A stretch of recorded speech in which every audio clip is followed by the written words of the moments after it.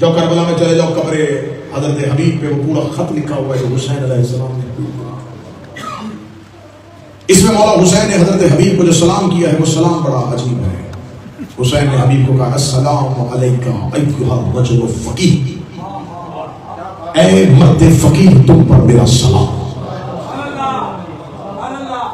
آج بھی جب کربلا میں مولا امام حسین کی ذریعے پہ حبیب کی قبر کے اوپر وہ خط لکھا ہے، اس میں سلام لکھا ہے السلام علیکہ یا رجل الفقیہ، اے مرد فقیہ تم پر میرا سلام.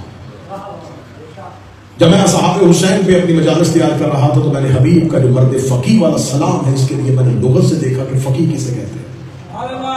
تو لغت نے فقیہ کی جو اصطلاح، جو فقیہ کی ٹرم لکھی ہے، جو فقیہ کے مینز لکھے ہیں، جو معنی لکھے ہیں، وہ معنی یہ ہے جو دین کی سوجھ بوجھ رکھتا ہو اسے فقیہ کہتے ہیں. نوجوان بچے جو دین کی سوجھ بوجھ رکھتا ہو اسے فقیہ کہتے ہیں. بڑی اچھی تعریف ہے، بڑی قابل قبول تعریف ہے، بڑی اچھی تعریف ہے، یہ مان لینی چاہیے. لیکن میں یہاں اس لیے نہیں مان رہا کہ کہہ کون رہا ہے. مجھ جیسا کسی کو فقیہ کہے تو بنتا ہے کہ یہ میں دین کی سوجھ بوجھ نہیں رکھتا، یہ رکھتا ہے. اور اگر دین ہی کسی کو فقیہ کہہ دے، خود دین کسی کو فقیہ کہے. حسین بن علی کہہ رہے ہیں حبیب کو اے مرد فقیہ تم پر میرا سلام. حسن ہو گئی بات، ٹھیک ہے حسین نے کہہ دیا تھا، جاؤ جا کے پوری میری زندگی کی آخری سانس تک کا وقت ہے، جاؤ جا کے حضرت حبیب کی پوری زندگی میں کوئی ایک واقعہ ایسا کوٹ کرو جہاں پہ حبیب نے بطور فقیہ کام کیا. فقہات حبیب دکھاؤ. کیا کوفہ میں بطور فقیہ تھے؟ کیا بصرہ میں بطور فقیہ تھے؟ تو جب بطور فقیہ زندگی گزاری نہیں تو حسین نے فقیہ کہا کیوں؟ فاللہ خدا نہیں اتر رہی تھی اندر بات کی کیسے مرد فقیہ کہتے ہیں. حسین نے کیوں کہا ہے یہ راز سمجھ میں نہیں آ رہا تھا. یہ آیت اللہ مراشی نجفی کی فقہ کتاب میں جو فقیہ کی استدلال دیا انہوں نے بڑی بہترین تعریف کی. انہوں نے صرف دین کی سوجھ بوجھ رکھنے والے کو فقیہ نہیں کہتے، انہوں نے ایک اور اشارہ دیا. میں اشارہ دوں اور چہرے پڑھنے کے بعد دوں. انہوں نے کہا ایک ایسا مرد جس کے سامنے ایک وقت میں دو عبادتیں اکٹھی ہو جائیں اور وہ فیصلہ کر سکے کہ کون سی کرنا ہے.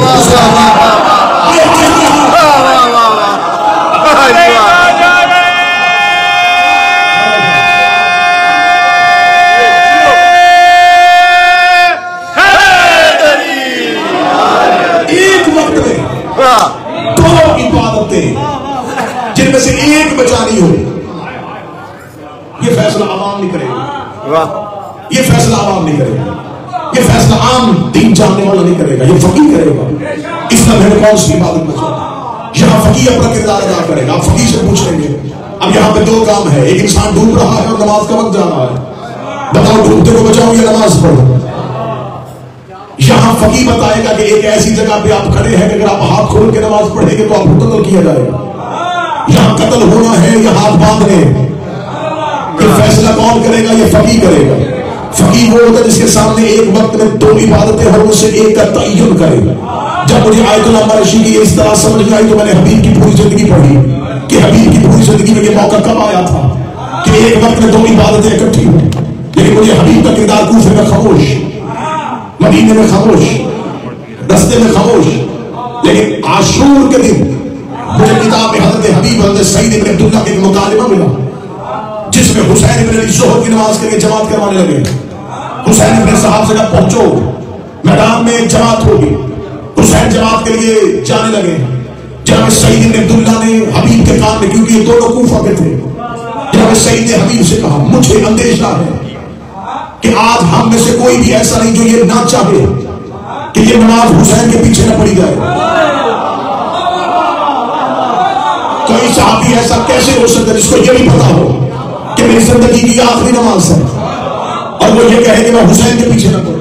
اس نے کہا کی خواہش ہوگی نماز حسین کے پیچھے پڑھی، لیکن حبیب مجھے خطرہ ہے.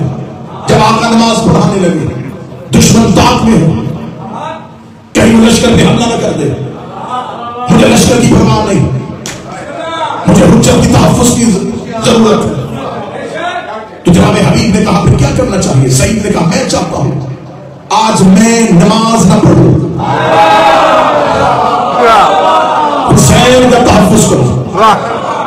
جواب حبیب نے دے سکتے تھے. حبیب نے کہا خود جا کے آقا سے پوچھ. اب یہ وقت ایسا ہے کہ حسین ابن علی مسلح پہ آ رہے ہیں, میدان جنگ ہے, دشمن ٹیلوں پہ کھڑے ہیں. اب جناب سعید نے دیکھنا یہ سامنے امام ہے, اور امام کی بارگاہ میں کیا سوال کب کرنا ہے یہ حسین کے نوکر جانتے تھے. اس نے جا کے سوال کیا کیا, اللہ سوال دیکھنا, سننا سعید کی معرفت. سعید نے جا کے منہ اٹھا کے سیدھا نہیں کہہ دیا حسین مولا میں آپ کے آگے کھڑا ہو جاؤں, نہیں. سعید کا جواب سوال سنیں گا, مولا ایک شرعی مسئلہ ہے. فرمایا ہاں سعید کیا ہے؟ فرمایا مولا اگر کوئی شخص حفاظت کعبہ کرتا ہوا کعبے کو گھس دکھا دے تو اس کے لیے شریعت میں کیا حکم ہے؟ مولا حسین کی آواز ہے اگر مقصد تحفظ کعبہ ہو تو اجر میں اضافہ ہے. یہ کہہ کے حسین نے اللہ اکبر کہا, سعید حسین کے آگے کھڑے ہو گئے. کتنا آگے, یوں سجدے سے تھوڑا سا آگے سعید کھڑے ہو گئے. سامنے سے تیر انداز اور تیر چلائے. سعید نے اپنے بدن پہ تیر روکنے شروع کیا. سعید اپنے بدن پہ تیر روک رہا تھا. حسین ابن علی نماز پڑھا رہے تھے. میں شہدائے کربلا میں عبادت اور اطاعت پہلی منزل میں پڑھ رہا ہوں. سعید اپنے بدن پہ تیر روک رہے تھے. حسین نے پہلی رکعت کا سجدہ مکمل کیا. حسین دوسری رکعت میں آ گئے. حسین اپنی نماز کو تمام کر رہے تھے اور سعید حسین کے آگے کھڑے تھے. یہ سعید نے امام حسین رکوع کی حالت میں گئے. یہ سعید کے بدن پہ اتنے تیر لگ گئے کہ سعید کے قدم ڈگمگانے شروع ہوئے. اس سے پہلے کہ سعید گرتا, سعید کا بدن گر رہا تھا اور حسین رکوع سے اٹھ رہے تھے. سعید گر رہا تھا اور حسین رکوع سے اٹھ رہے تھے. سعید گر رہا تھا اور حسین رکوع سے اٹھ رہے تھے. پچھلی سب میں حبیب نے گرتا ہوا سعید دیکھا, اٹھتا ہوا حسین دیکھا. اجازت سعید نے لی تھی, حبیب نے نہیں تھی. ادھر سعید زمین پہ گرا, حبیب نے نماز توڑی.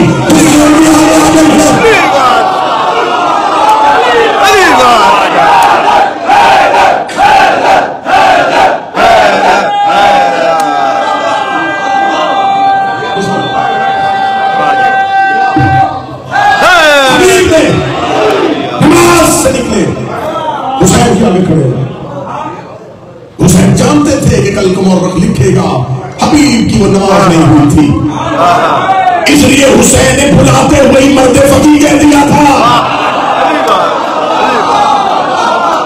میرے حبیب کو الزام